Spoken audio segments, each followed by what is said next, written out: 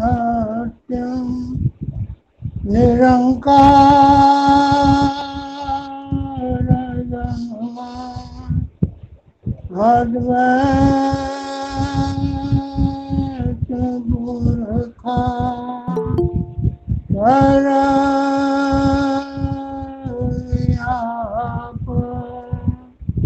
कल्याणमूलः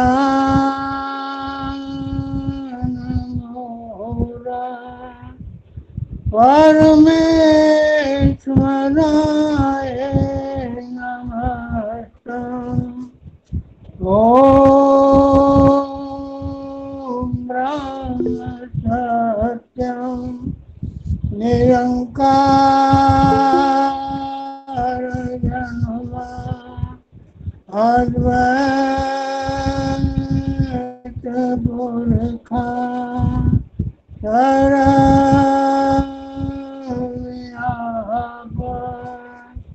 कल्याणमूलः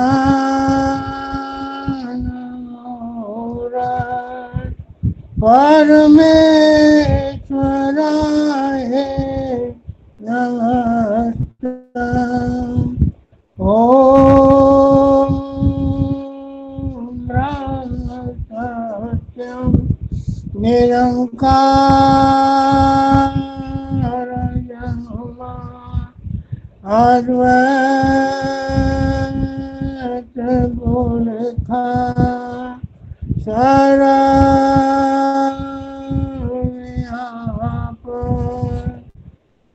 कल्याणमूलः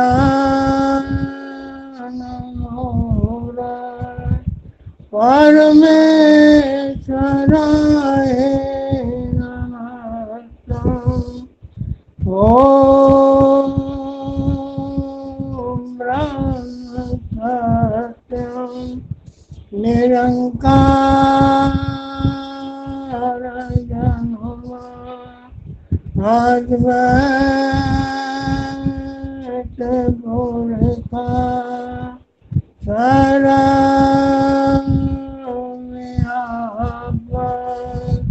कल्याणमूलः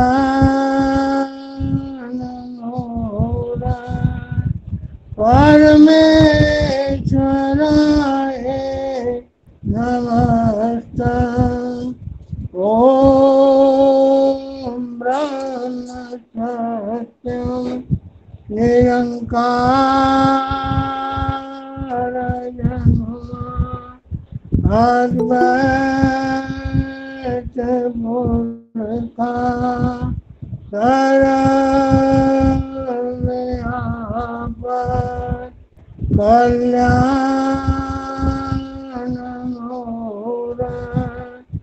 परमेश्वराय नमस्तम्।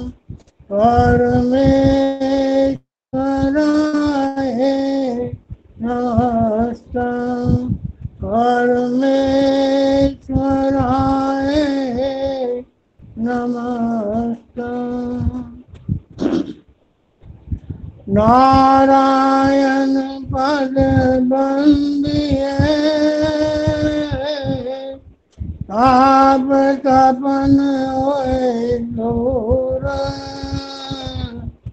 नमो नमो नित चरण को जो सर्व आधार हजूर।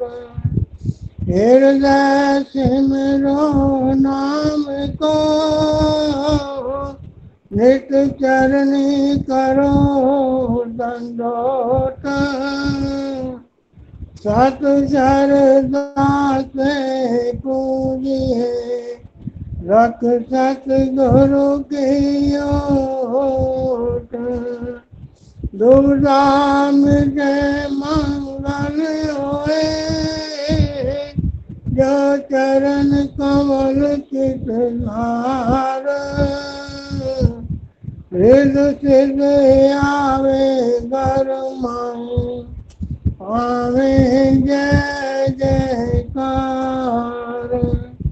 साचा ठाकुर सर्व सम्राटा अपरम जगत अपार। मंगत कीजे वंदना, नित चरनी बलिहार। सतमार्ग सोजी मिली, तन मन बयानिहार। गवन मिटे संसार की, सतगुरु मिले दयाल। बार बार कर वंदना, सतगुरु चरनी माही। मंगत सतगुरु भेट दे, फिर घरम नहीं आए। बार बार कर वंदना, सतगुरु चरनी माही। मंगत सतगुरु भेट दे, फिर घरम नहीं आए। ओम ग्रंथ सर्वदा अवगत रूप तू बसरिया, अंत नहीं पारावार।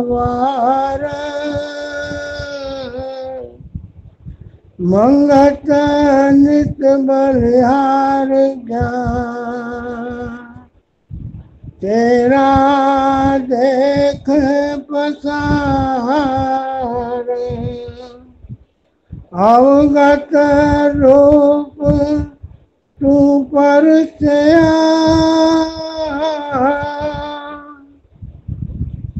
अवगत रूप तू पसरया, अंत नहीं पारावार। मंगत नित बलिहार ज्ञान, तेरा देख पसार। पूरन पुरख जाऊं बलिहारी, पूरन पुरख जाऊं बलिहारी। कृपा सिंध तू ही बनवारी, कृपा सिंध तू ही बनवारी।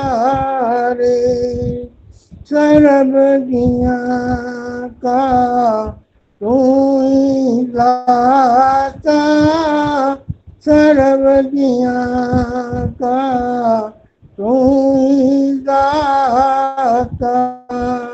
अनंत जगत तू ही समराथा, अनंत जगत तू ही समराथा। तेरी महिमा अपरम पार, तेरी महिमा अपरम पार। तू ही सर्व जिया आधार, तू ही सर्व जिया आधार। तुम पसरे शरब के माही,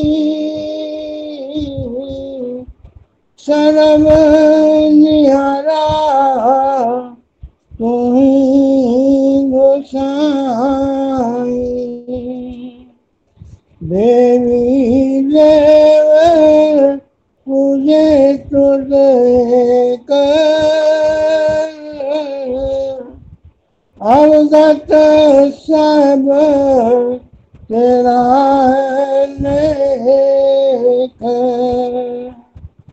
सर्व जगत तेरा प्रताप, तेरी महिमा हरे संताप।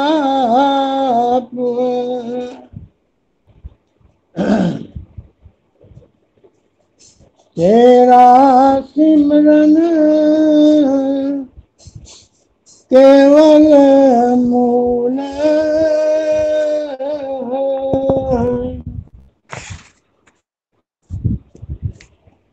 तेरी शोभा पलक नहीं भूल। तू ही पूरन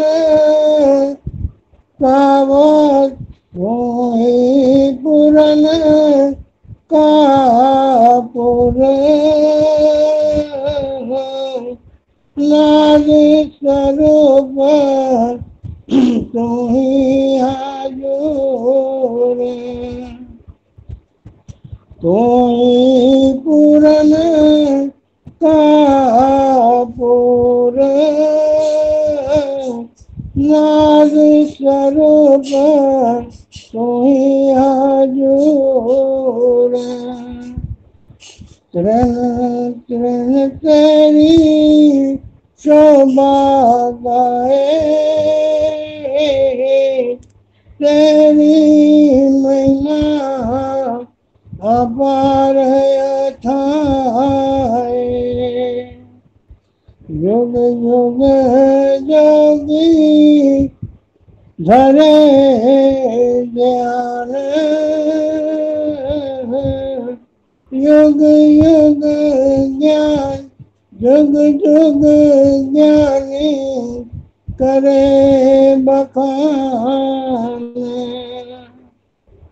नहीं लिखिया जाई तेरा पुसारा,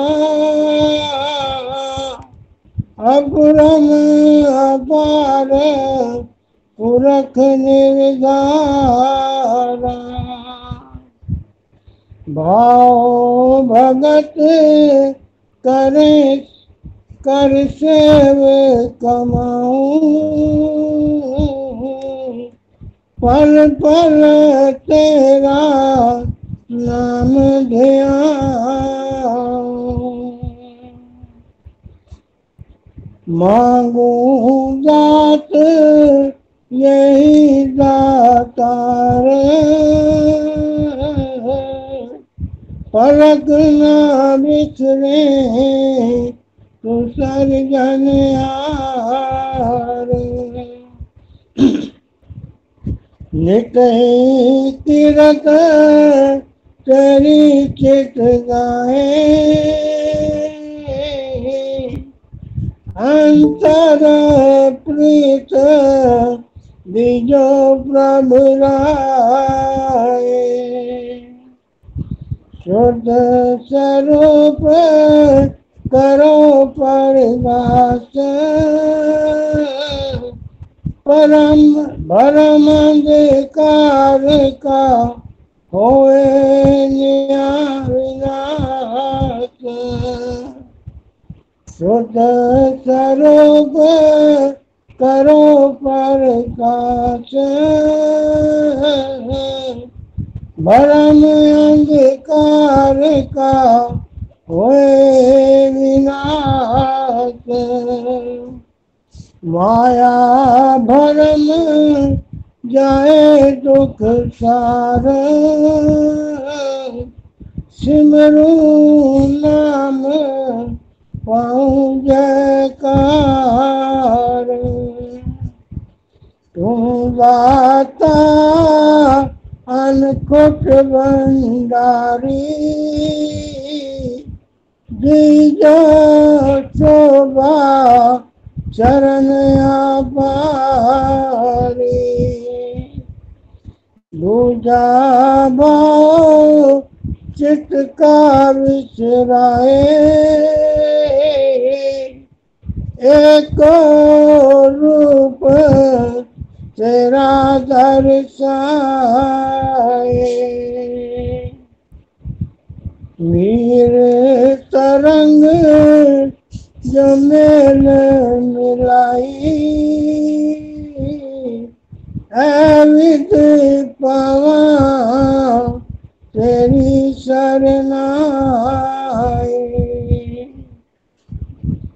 पार ब्रह्म परमेश्वर घट घट जाननहार मंगत मांगे रचना सत स्वरूप अपार पार ब्रह्म परमेश्वर घट घट जाननहार मंगत मांगे रचना सत स्वरूप अपार ओम ब्रह्म सत्यम सर्वदा ओम ब्रह्म सत्यम सर्वदा। आगे आपने आज का जीवन मृत्यु का प्रसंग जो है, पहला प्रसंग है भक्ति का स्वरूप। 9 प्रकार की भक्ति, 9 प्रकार की भक्ति होती है। सत्संग के समय आने का आदेश, नफरत त्याग प्रेम करने का आदेश। तो ये पहला प्रसंग है आज का। अगस्त 1952 श्रीनगर। एक दिन शहर में 2-3 प्रेमी सुबह के समय आ गए। गुरुदेव ने बड़े प्रेम से कुशल पूछे। फरमाया, किस जगह रियाज रखती हो, कहाँ रहती हो, किस तरह से आना हुआ। फिर उन्होंने अपनी संशय पूर्ति के लिए एक प्रश्न सेवा में रखा। प्रेमी, महाराज जी, क्या हर एक प्रेमी से एक जैसा ही प्रेम भाव रखना चाहिए? तो प्रश्न रखा पड़े, क्या हर प्रेमी से एक जैसा प्रेम भाव रखना चाहिए, चाहे कोई क्षत्रिय है, चाहे ब्राह्मण है, वैश्य, शूद्र वगैरह। गुरुदेव, प्रेमी, आप लोगों ने रामायण सुन रखी है या पढ़ रखी होगी? तो प्रेमी कहते हैं, हाँ महाराज जी, जी हाँ। तो गुरुदेव, प्रेमी, जब राम शबरी के पास पहुंचे थे, वहां कौन थी? वो कौन थी? भगवान राम लक्ष्मण भाइयों ने उसके साथ बेर खाए जो चक चक कर देती जाती थी। शबरी ने कहा भी, प्रभु मैं नीच जाति की हूँ, किस प्रकार आपको स्तुति कर सकती हूँ। मैं आदम से भी आदम हूँ, इसी जाति उनमें से भी आदम हूँ। इन आदम से मैं अपना आदम बुद्धि हूँ। फिर इस पर भगवान राम क्या कहते हैं? ये बामन, मेरी बात सुन, मैं तो केवल एक भक्ति का ही संबंध रिश्ता मानता हूँ। मैं केवल एक भक्ति का ही संबंध रिश्ता मानता हूँ। क्यों ना कोई कितना बड़ा हो, अगर उसमें भक्ति का चिन्ह नहीं है, वो शूद्र है। चाहे कितना बड़ा हो, अगर उसमें भक्ति का चिन्ह नहीं है, वो शूद्र है, उसकी कोई शोभा नहीं है, साफ है। भगवान राम ने उस शूद्र नहीं जाना, उन्होंने जीव मात्र से प्रेम करना सिखाया। फिर उस समय शबरी को ज्ञान उपदेश दिया गया और श्रवण किया। तो सावधा भक्ति का श्रवण कर। पहली भक्ति। अब 9 प्रकार की कौन सी भक्ति है, तो बड़े ध्यान सुनना। पहली भक्ति है संतों का संग, सत्पुरुषों का संग, संतों का संग करना, ये पहली भक्ति। दूसरी भक्ति है मेरा कथा प्रसंग महिमा में प्रेम, जो सत्संग कथा प्रेम होता है उसमें प्रेम होना चाहिए। तीसरी भक्ति निरअभिमान होकर गुरु चरणों की सेवा। चौथी भक्ति छल कपट से रहित होकर मेरे गुणों का गायन करना।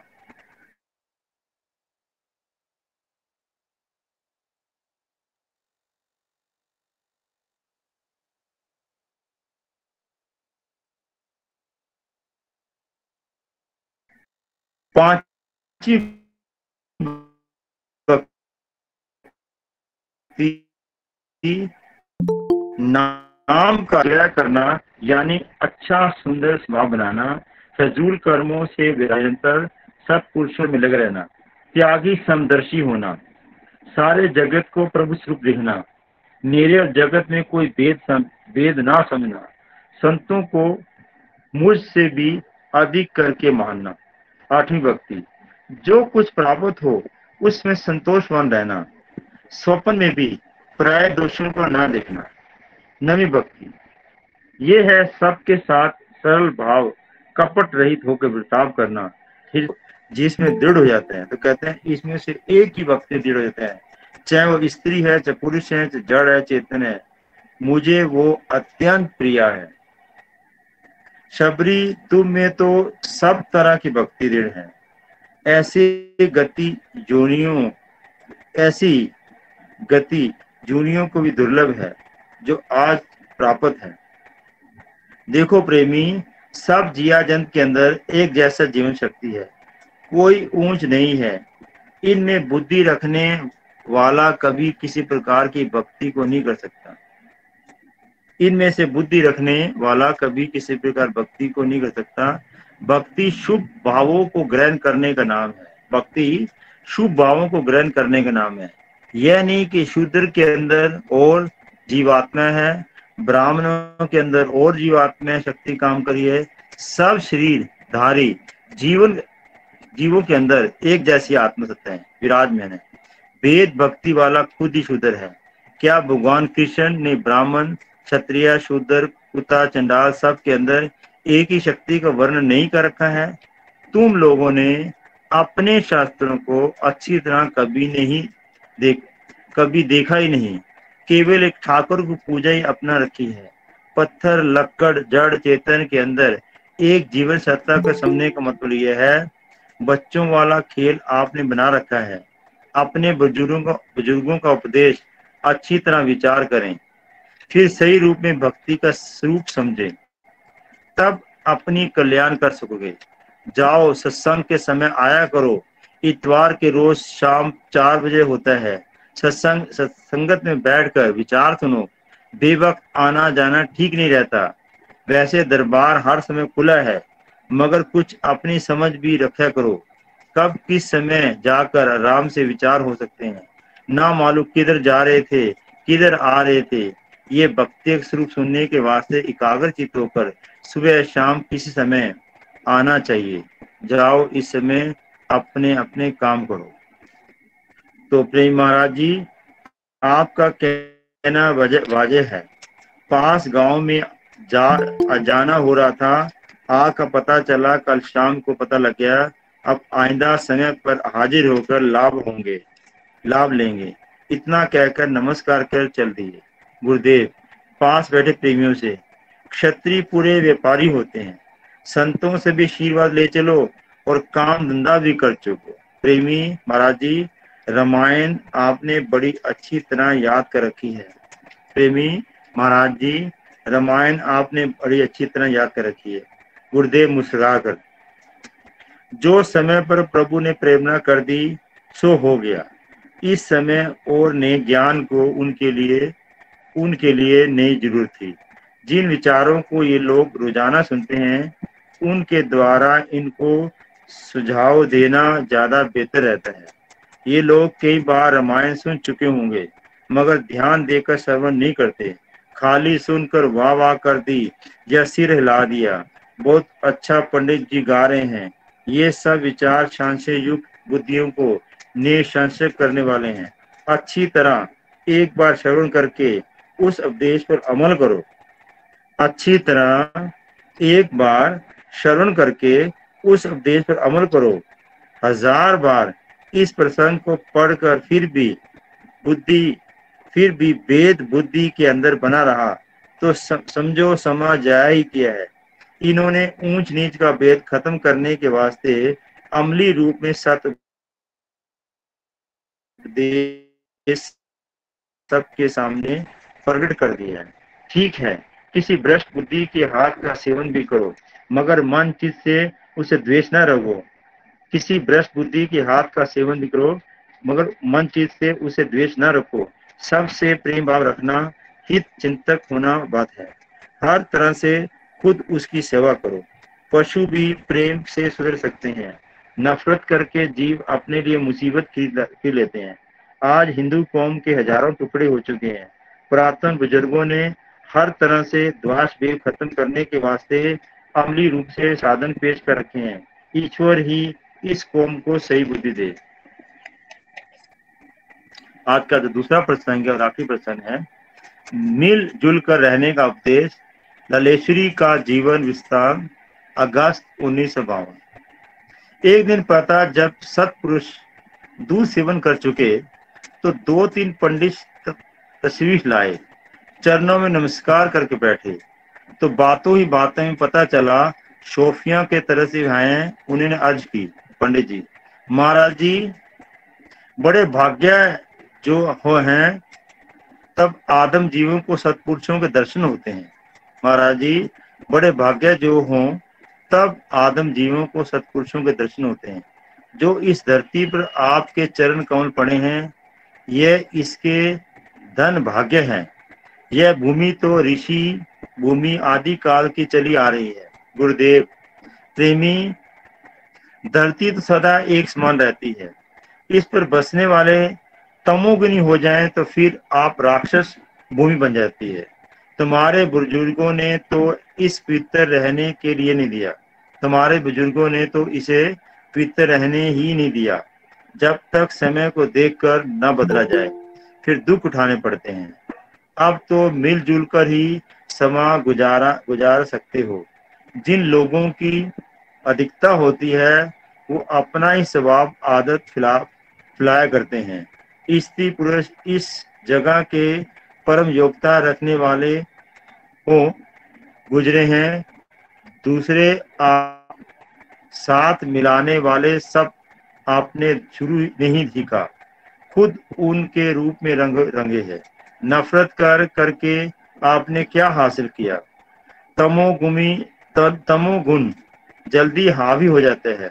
सत्यवादी सात्विक बुद्धि बड़ा कुछ कर सकती है। ईश्वर की हालात देखकर, इधर की हालात देखकर आश्चर्य होता है। तो पंडित जी, महाराज जी आपका फरमाना वाजिब है। अभी भी हम लोग मिलकर चलें तो बहुत भला हो सकता है। ज्ञान विचार की कोई कमी नहीं। अक्सरियत न होने करके हर वक्त दबाव में रहते हैं। आपका फरमान की स्त्री पुरुष बड़े इस जगह योग्यता वाले गुजरे हैं। आपने जगत स्वरूप ललेश्वरी का नाम सुन रखा होगा। उस एक देवी ने ही कमाल कर दिया था। इस धरती पर ही गुजरी है। गुरुदेव प्रेमी, जरा उसका हसब नसब बयान कर सकते हो? जरा उसका बयान उसके बारे में बता सकते हो? पंडित जी, महाराज जी उनके वचन अमृत गा गा कर मन चित गदगद हो जाता उनके वचन अमृत गा गा कर मन चित गदगद हो जाता है। मुसलमान उनको बड़ी इज्जत की निगाह देखते हैं। मुसलमान उनको बड़ी इज्जत की निगाह से देखते हैं। बजाया समापुरम में पंडित चंद्रावट अरसा आज तक 600 साल गुजर चुके हैं रहते हैं। पंडित जी बड़े देवी और शिव के उपासक थे। पंडित जी बड़े देवी और शिव के उपासक थे।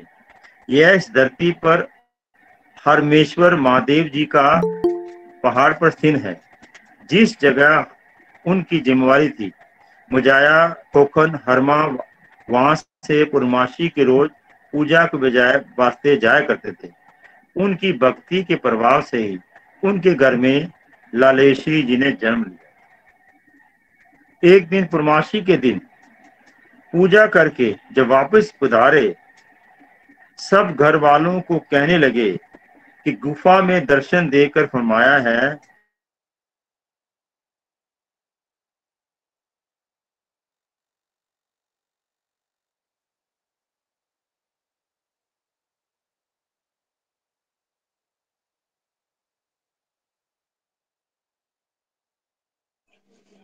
ओम परम सत्यम मैं खुद सर्वदा। जगत हित के लिए आपके यहाँ जन्म लिया देखकर आया है। मैंने खुद जगत हित के लिए आपके लिए जन्म लिया है। उसकी पालना बड़े प्रेम से करनी। फिर जन्म सुनकर सब बड़े खुश हुए। जो जो समय गुजरने लगा, बहुत अनंत सुख से पंडित जी का वक्त गुजरने लगा। उन दिनों ही उस इलाका में ये दो बड़े चश्मे प्रकट हुए। चश्मा शाही और ख्वाजे मौत के नाम से आज तक पुकारे जाते हैं। चंद्रकला की तरह लड़की बढ़ने लगी। चंद्रकला की तरह लड़की बढ़ने लगी। दूसरे लड़कियों के साथ दिन भर खेलते रहना। एक समय उनके पिता को बाला देवी की आज्ञा पर सोहित पुत्री को जाना हुआ। वहां देवी जी के स्थान पर ठहरे थे। वहां पे एक ब्राह्मण साधु जय सिद्ध मोल पंडित शीशकंठ कह कर पुकारते थे। वो पूर्ण योगी थे। उन्हें योग बल से देवी जी का कमाल देख रखा था। सब हाल उनकी जुबानी पर थे। फिर देवी जी के साथ उनका संवाद यात्री सुनकर बड़े चकित हुए। महात्मा जी जब देवी जी को नमस्कार करने लगे तब देवी जी ने मर्यादा रख के खुद नमस्कार किया। देवी जी ने कहा, आपके दर्शनों की आशा घर पे रखी जाएगी। आज्ञा पाकर वापस चले गए। उस वक्त लली जी को आयु 8 वर्ष थी। देवी जी हर पूर्णमासी के सतीश्वर महादेव की गुफा में जाने लगी। भादों की पूर्णमासी थी।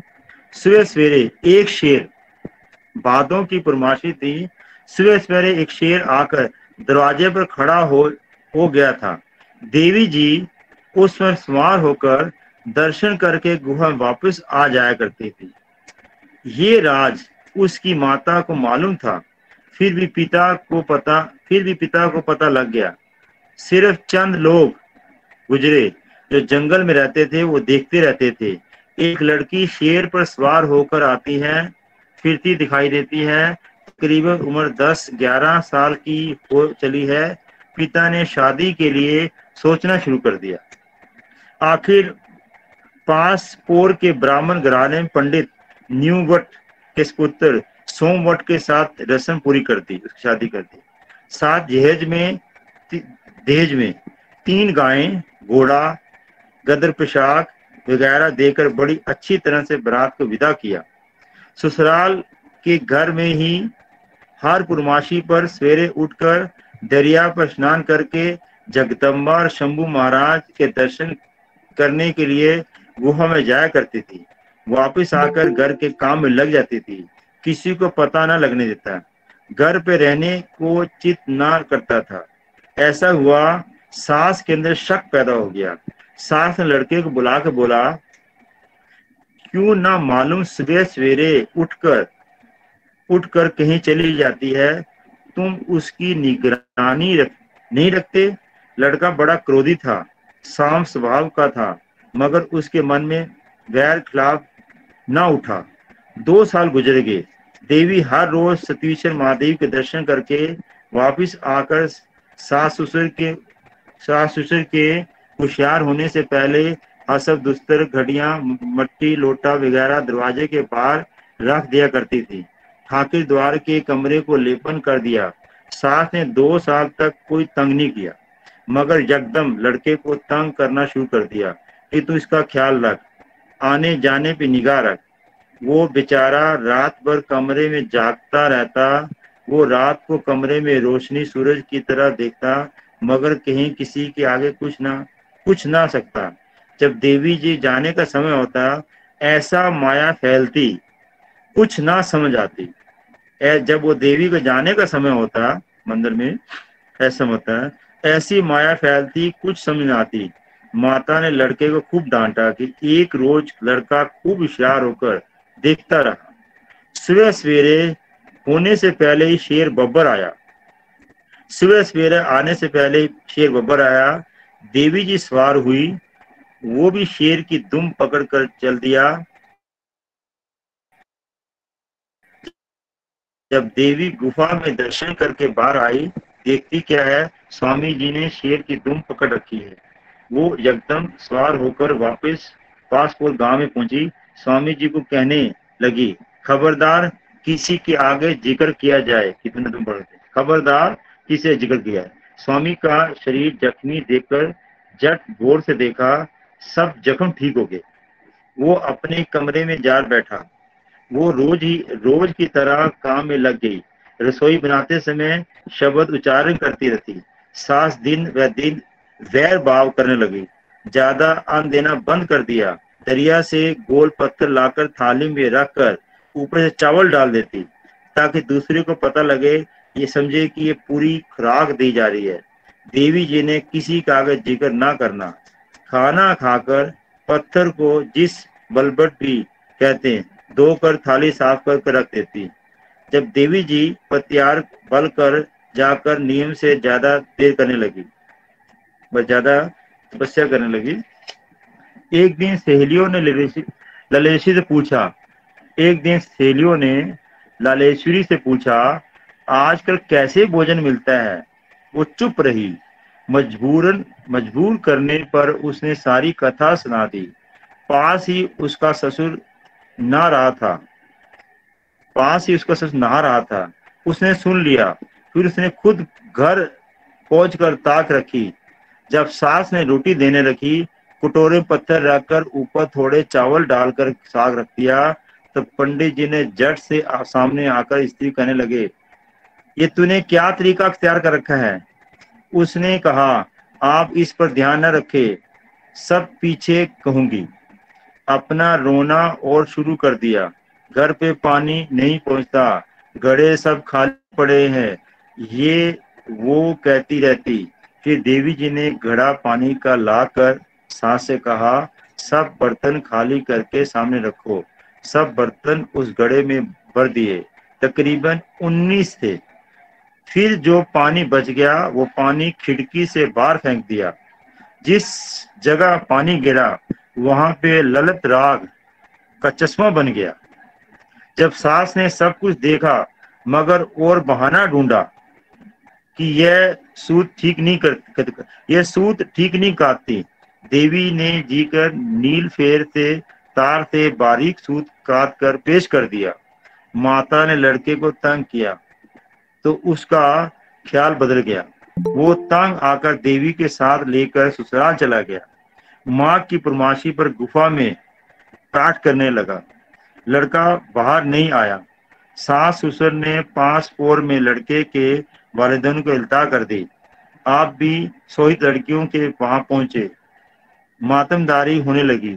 देवी जी ने सबको मुखलाफ करके कहा, आप मन में शांति रखनी चाहिए। खूब उपदेश दिया। ससुराल वालों को फिर खुद देवी जी ने सास ससुर दोनों को हाथ जोड़कर प्रणाम किया। अपना सब जेवर पोशाक उतार कर उनके चरण में रख दिए। खुद एक कुर्ती पहनकर सुराख रुमाल सिर पर बांध दिया और मुस्ताना तरीके पर बाहर निकल कर फिरने लगी। लोग पीछे जाने लगे तो क्रोधित होकर सबको वापस कर दिया। खुद वाजमहड़ा कस्बे के मंदिर में चली गई। फिर अनंतनाग शौकियां वगैरह में वाक सुन कर उपदेश करने लगी।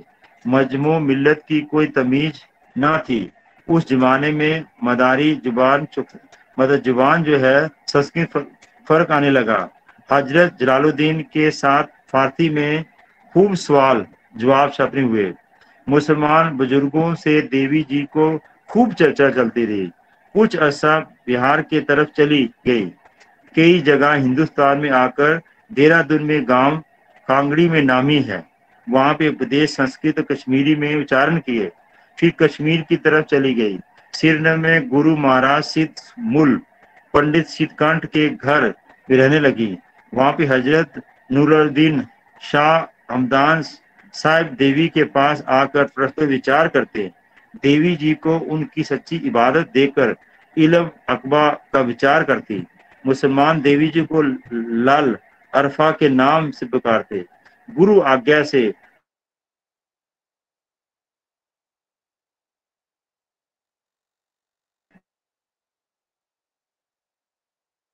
जिस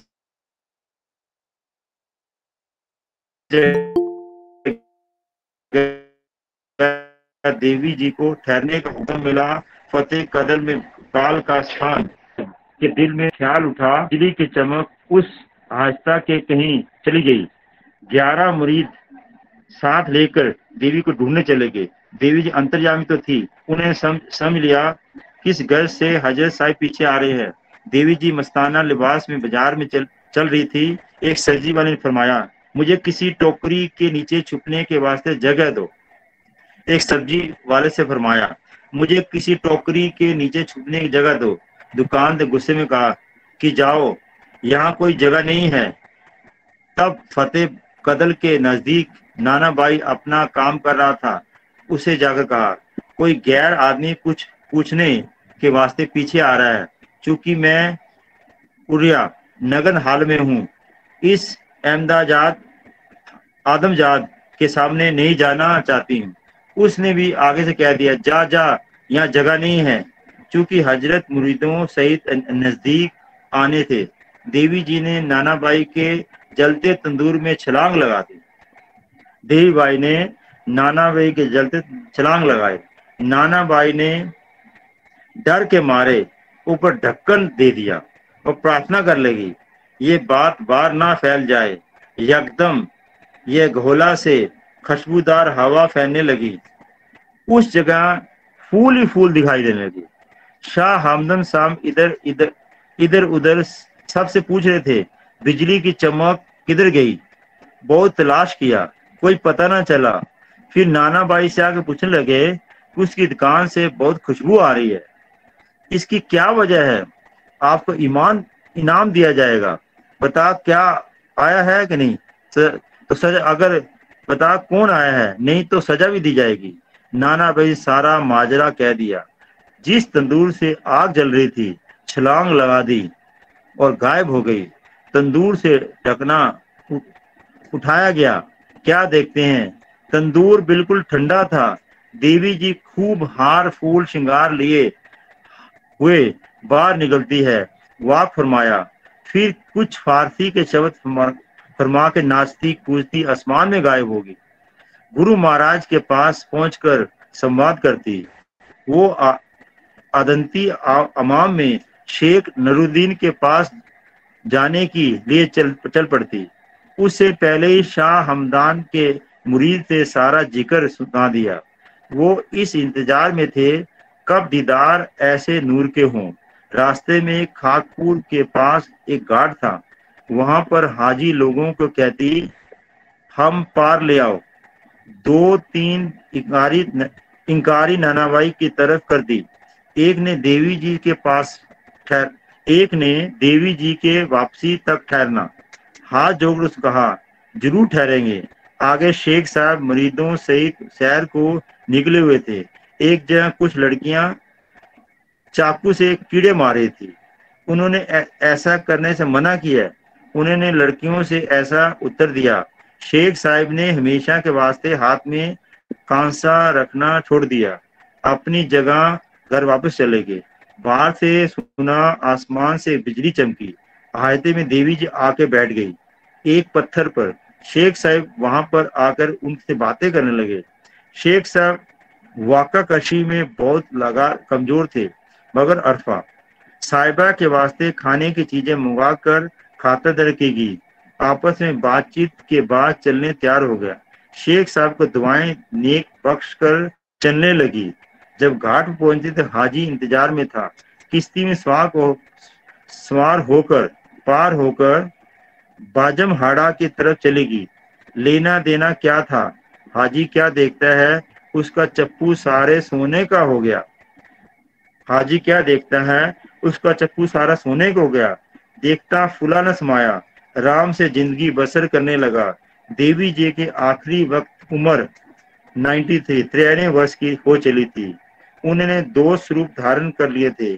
एक मुसलमान भाई के पास रखा और हिंदुओं का बाजम रखा। फागन अष्टमी के दिखावे के तौर पर श्री त्याग कर दिया। फागन अष्टमी को दिखावे के तौर पर श्री त्याग कर दिया। मुसलमान ने ताबूत निकाला, पंडितों ने अर्थी निकाली। शमशान और कब्रिस्तान में अर्थी और ताबूत खोले गए, दोनों खाली पाए लगे। शहर श्रीनगर में काफिला आया हुआ गुजरा। उन्होंने ये जब सुना तलल्ला अरफा चल बसी। कहने लगे, हम तो उस गुरु महाराज के पास बैठकर देख रहे हैं, बड़ी बड़ी करामातें देवी ने जीवन में दिखाई हैं। कहने लगे, पंडित जी, महाराज जी, क्या ऐसे योगी जन कर सकते हैं? ओम ब्रह्म सत्यम सर्व। आज का सत्संग का अंतिम चरण विरागवन आरती। हमारे पटेंगे जय भगवान जी। ओम सत्यम। ओम ब्रह्म सत्यम सर्वदा। अंतर निर्मल प्रीत लखावे, सब दुविधा करे त्याग। मंगत बूझे भेद जो, सो साजन बड़ भाग। अंतर निर्मल प्रीत लखावे, सब दुविधा करे त्याग। मंगत बूझे भेद जो, सो साजन बड़ भाग। दे ममता को धार के, नहीं कुछ सार पछानी। संशय में ओधी गई, उठ चला निराशा प्राणी। दे के सुख के कारणे, यतन किए बहुभांत। पलक में सब बिनस गई, नहीं चित पाई शांत। अंधमत भूला अत घना, नहीं सर्जन हार विचारिया। माया मोह को धार के, बिच जुए जन्म को हारिया। सुन सतपुरुषों की सीख मन, अब तो हो सुचेत। सर्जनहार पहचान के, नित राखो तिसकी टेक। जो चलावे सुख कर माने, नम्र भाव चित धार। पल पल कर तिसको बंदना, जाए बंधन संसार। सब कुछ हुआ तिसका जान, अपना त्याग गुमान। मंगत भक्ति रंग रंगे, तब पावे कल्याण। सब कुछ हुआ तिसका जान, अपना त्याग गुमान। मंगत भक्ति रंग रंगे, तब पावे कल्याण। ओम ब्रह्म सत्यम सर्वदा। सभी प्रेमी मिलके महाराज जी के चरणों में आरती करेंगे। तू पार ब्रह्म परमेश्वर, तीन काल रच पाल। नित पाऊं शरणागति, सत चरण कमल दयाल। तू नित पतित उद्धार है, पूरन प्रभ जगदीश। मोह माया संकट हरो, दीजो ज्ञान संदेश। नित ही तेरे चरण की, मन में रहे प्रीत। तू दाता दातार है, पुरुषोत्तम सुखरीत। पवन पानी बैसंतर धरती और आकाश सबको सर्जन हार तू आद पुरख अबनास घट घट व्यापक तू परमेश्वर सर्व जिया आधार अनमत कुकर को राख ले कृपा निध कर तार काल कर्म जय दूषणा खल बुद्धि हरो अज्ञान सत श्रद्धा पाऊं चरण की अखंड प्रेम चित ध्यान दीनानाथ दयाल तू पल पल होत सहाय कीरत साचे नाम की मंतन आए समाए अंतर का सब खेद हरो दीजो सत विश्वास शरणागत हूँ मंदमती घट अंतर करो प्रकाश अंतर्गत सिमरन करूं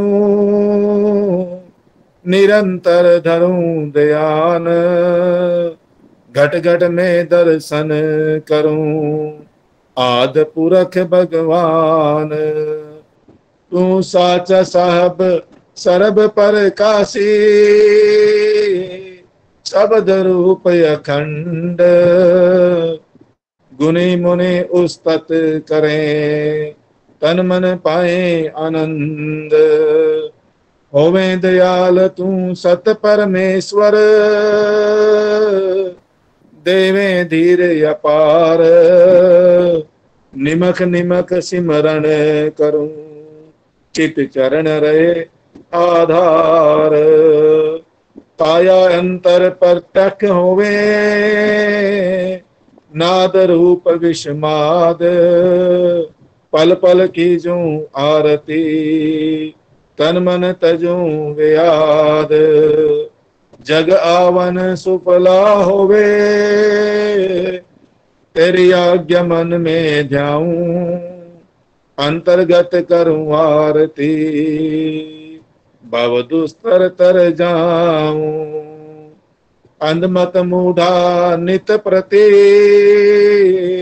तेरे चरणी करे पुकार मंगत मांगे दीनता सत धर्म सुख सार अंधमत मूढ़ा नित प्रति तेरे चरणी करे पुकार मंगत मांगे दीनता सत धर्म सुख सार समता धर्म हृदय रसे